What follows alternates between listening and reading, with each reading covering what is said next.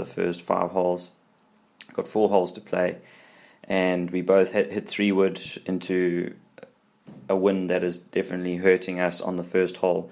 And I like the first hole with the options that you have off the tee. The white tees are just a lot better, just for you to consider how to get past the big tree, which does block out a lot of tee shots off the yellow.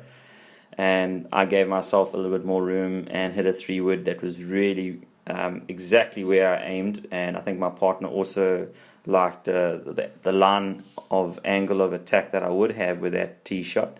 He hit the left to right shape, which was a lot higher than mine, and he actually managed to find a good part of the fairway.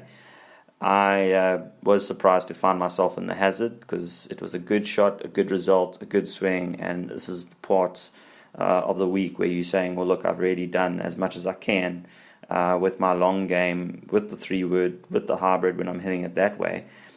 And my partner, was also surprised to find myself I had to take a penalty drop from the hazard. And it was the shot choice of either hitting a gap wedge or a pitching wedge, because the release, I had about 17, 20 meters of green to work with. And nice to see my partner, he saw my shot, it didn't have a good first bounce, so I've got a lot of work to save par. He actually looked at his second shot differently, and I completely understand where he's coming from. He took like a 9-iron and hit a 3/4 almost pitchy type of 9-iron, and he got the ball to release a good 15 meters. He was absolutely dialed in with the right number. I mean, it must have been a number that was pretty close to 105, 106 meters from his fairway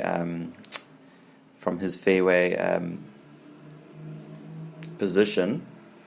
He took the wind out of play with the height that he actually created, but the release was the key. He had 17 meters to work with. It was a great exhibition of touch and feel, and I like that. I like the fact that he got into my head that analytically there's a lot of work and preparation that goes into his club selection, where you want to be, where you want to miss, but then you got to switch into that mode of feel, and that's why that practice and almost swinging freely before you actually address the ball is super important, just to get you need to get some checkpoints. I feel also with the breathing and just clarity, and just get yourself into an archer's mind, where you want to find the best possible moment before you release the target. So it was nice to watch that 9-iron that he hit. He put it so close. He made his birdie. I took a bogey from a long range putt, and he gave me some drills that I found that were quite useful, especially for the long range putt. It was a 50-footer that he actually gets me to look at the hole, and I'm way better at getting the proximity to the hole with that type of putt. I wonder if I could pull that off under pressure, but I think I get the idea is looking at the hole generates a feel, and then you've got to take that feel into your setup and really keep it together. The second hole, I had such good memories from the Thursday. I did actually express that to the partner. Just said to him, look, the wind was worse than what it was, and off the yellows, this is what I hit, and making eagle on that hole gives me good memories, and that's definitely something I'll keep referring to in the diary. And we both hit mediocre drives that gave us about 175, 185 meters to the front. Wasn't playing long because the pin is tucked in front left.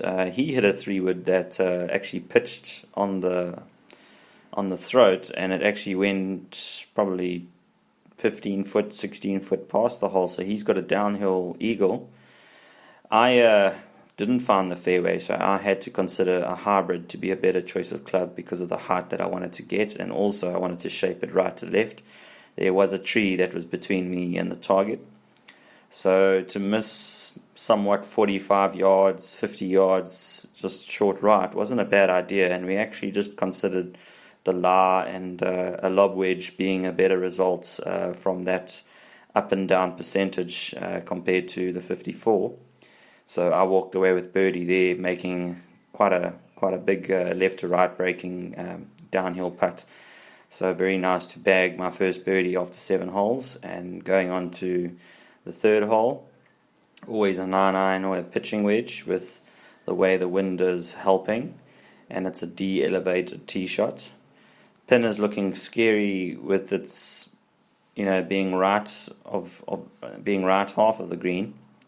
So I found the bunker, but I'm very happy with the bunker shots I've played today. It feels like I've hit 2 out of 2 decent bunker shots, but I was unable to do the sand save because the putt did release a little bit out, and I had more than 15 foot to make a par. So partner found the green. He had a 2-putt par. So we go on to the 4th hole. We both hit hybrids over the bunker there with the dogleg left, and we both have a wedge which we need to hit a high cut. The distance is right, and obviously we will get good receptivity on the green with the high cut. I tried the first one, it came out a little bit low, but I was still pin high, and I had a long range 30-footer to consider a birdie, but I at least got an opportunity to try that high cut with the second ball, and it did actually look a lot better when I got the ball position just in front of center. And then I also just considered the right hand position, especially if I wanted to get the loft with the attack angle. So there's things like that I'd love to pull off under pressure, but it's probably going to take a bit of time. So yeah, I managed a birdie and my partner managed a par. So my partner finished 2 under after the 9 holes, and I finished 5 over after the 9-hole meet competition at Mount Edgecombe. So that's pretty much a wrap. It's a good synopsis of quite a few things that I've been working on, and there's some ticks on that list, but obviously there's always something to work on. We always know that there's a whole bundle of considerations to view, and I think Mickey is getting the energy and the focus on the right areas at the right time, because we did speak about a plan and obviously how to do the periodization, and it's very important, especially considering that there's long-term goals in play, and the work that gets done now really has a huge influence on how the foundation of some of the scores are going to improve, because he's really focused on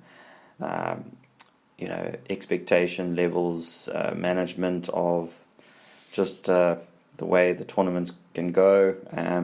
Looking forward to obviously trying out quite a lot of the tips, and it's almost as if coping mechanisms he's given me, just being in touch with something that I am very comfortable with, and learning how to just manage it better. So I completely understand where he's coming from, and I think he also appreciates the fact that he has someone that he can actually refer some of his data, or he can have data to actually tell the story. So signing off today. Next podcast is round 17 and round 18. That will be interesting because round 17 will be a foursomes league match, which is match play, and the singles will be obviously the afternoon of that event. So 36 holes on Sunday coming up. That will be round 17 and round 18. So yeah, looking forward to how differently we talk about the actual golf diary in terms of how we do match play. And I'm very excited with the way I'm hitting some of the long game. I'd like to get the short game a little bit more sharper, especially with the fact that I think there's been so much information. I need to digest it all in the right amounts. So, just looking forward to Sunday, and I'm going to take a bit easy today, but I'm not going to be doing absolutely nothing. There are some exercises I can do at home just to stay engaged, and looking forward to the challenge. All right, and that's me. That's Mitch, and Golfer's Diary signing off 9th of February.